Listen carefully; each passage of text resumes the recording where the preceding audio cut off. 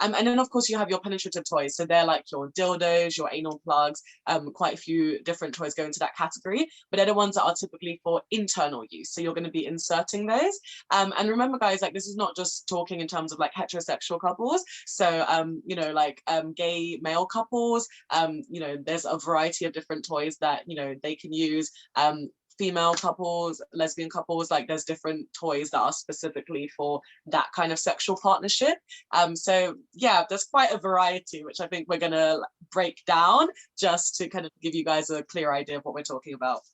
Yeah, because actually, like we've been like discussing like the whole, scenarios of that, like of what series could be, and we actually came out with even more topics that are even beyond just like sex toys, but like in terms of like couples, what kind of relationships they are, because it's not only like two people anymore. It's so complex now. So I think that like we came to the conclusion that we should like talk about it and break it down, Mhm. the more the merrier. The more people know about it, the easier it gets, I think. So Yeah, you said like there are two like types that you would divide into, like penetration one and stimulators. stimulators. So let's start with stimulators, right? So we have nipple clips, right? They're like, Mhm. mm, Yeah, and they're normally vibrating. oh, So that's interesting. yeah. I've always wanted to have those, but I've never had. Yeah, me Oh too my god! actually. I think All of after those this, I'm sensitive gonna like nipples. spend fortune in a sex store, which is not Yeah. I want someone to give me an unlimited budget so I can buy all the things that I need. oh man, I could just buy myself a sex toy and that's it. Like that's where the budget gonna go, especially. So yeah, so there are nipple clippers, the feathers, there what paddles for spanking. There are what else? Suckers. Yes. Then there's like, as you said, the clit vibration, Bullet. right? Yeah, bullets. And then there's like those can be divided into vibrating and sucking. And sometimes like sucking now have both sucking and vibration mode for that, Mhm. which is nice. Have you ever tried this like sucking motion thing? Yeah, I have. I personally prefer the ones that have both, where it has like this kind of sucking motion. Just to kind of explain for anyone who's new to the suckers, it's basically supposed to emulate the feeling of like a mouth. So I guess it would feel the equivalent of like having oral stimulation. So you can use it on your nipples, and it kind of feels like somebody's sucking your nipples. And if you're using it on your clit, then it kind of feels like you're getting eaten out. Ooh, Yeah. So yeah. like, yeah, So yeah, the suckers are great. so And like coupled with the vibrations, it makes for like a really amazing stimulation because you're kind of getting that sucking action, but then you're also getting like the power of the vibrations, which is like causing a different type of stimulation. So one of my faves. yeah, I think I had this one, and they always like put it like in kind of like animal kind of or insects. So I had like butterflies, so it literally looked like butterfly. Are not really high quality, and I think this is why it broke down so fast. Well, I was like, That's why, not due to overuse or aggressive use. we'll never know. We'll never know. Anyways, let's keep it like both, okay? But yeah, I would say it's nice, but yeah, it's nice, but I think because it was like low quality, because I was in my early 20s, like I was in Ukraine, I couldn't afford that kind of, like go to the store and like buy stuff because it was like kind of like frowned upon, I would say. And the only thing that I would like to point out for like probably our male, mostly male part of the listeners and some females, that if you use it on your clit, it doesn't mean that it will suck you out, that your the whole clit would be like with lips like shagging or whatever. It's all genetic, guys. It doesn't do that, okay? So like don't be afraid and stop making like stupid stereotype conclusions, which is like just stupid. Anyways, sorry, that was like my teachable moment.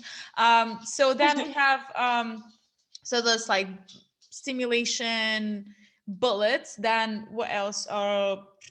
We also have Kegel eggs, which I think a lot of people, they don't really know what those are or what they're for. And it's kind of like a strange one because it's like, do we categorize them as sex toys or do we categorize them as training equipment? Because with the Kegel eggs, it's like your Kegel muscles are essentially like your pussy muscles. So, you know, a lot of women know, like, as you get older, you know, the muscles down there start to kind of relax and, you know, it's not as tight down there. So a lot of Kegel trainers are designed to, you know, keep things firm and snatch down there. So, you know, you can use different things. Like some people use beads for that purpose. But then they also have like Kegel eggs. So you literally just like insert them and then you can do like some pelvic floor exercises and kind of like gyrate your pelvis. And then, yeah, it basically just provides extra bit of resistance. So with that one, it's a bit like, do we categorize it as a sex toy? Because it's the main function is not really to sexually stimulate, it's more to train your vaginal muscles. Yeah, I think so. I know there's like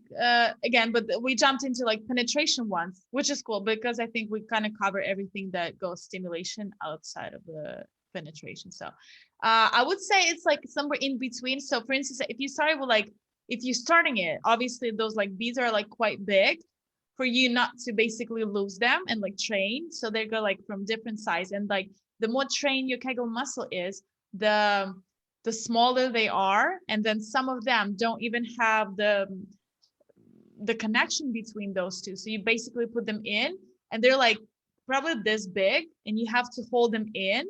And then what I've heard is that you can literally switch them back and forth with your Kegel muscle, and this is what gives you arousement, and this is what like makes that stimulation and makes you like feel like you're about to come kind of thing. But nice. Yeah, it is sounds really nice and impressive. Yeah, it's a skill. Yeah, but like if you guys don't like, if you want to like know more about Kegel like muscle, but you don't want to buy yourself like those beads, you can easily just like, you know, do yourself with no trainers whatsoever, like to start with. Just like, you know, squeeze in, squeeze out. Contract fully. Contract fully. How are you doing it now? Yeah, I mean, it's training, you know, I'm always on the clock to train. Anyway, so then we like kind of slowly moving into penetration, right? Yeah, so from Kegel muscle trainers, we can put them somewhere in between, so it's either way. Then we go into basic dildos, right, for penetration. Then we have vibrating dildos, well, which is basically a vibrator. Then we have this like weird thing, probably the first ever toy that I've seen in my life was wand vibrator. Did I say it right? A wand. Which sounds still weird to me, but it's kind of like it's a neck massager or something. It's like huge, like you can see on the screen, you guys. But for some reason, like I'm so terrified like to even try it out because I think it's gonna like burn me down. I don't know, like burn the clit down. It just, I don't know, it scares me a little bit. But have you tried that one?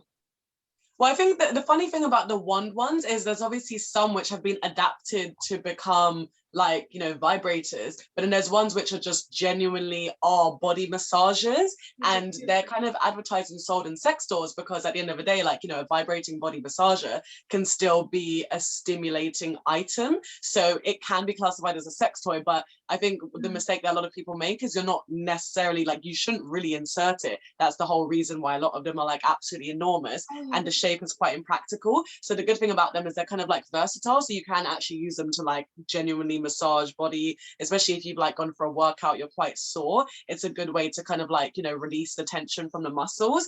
But then at the same time, I think because people still feel a little bit funny about, you know, purchasing or like exploring sex toys, I think for some people it's easier to buy a body massager and then tell yourself and tell other people like, oh, it's just a massager, like I'm not a weirdo.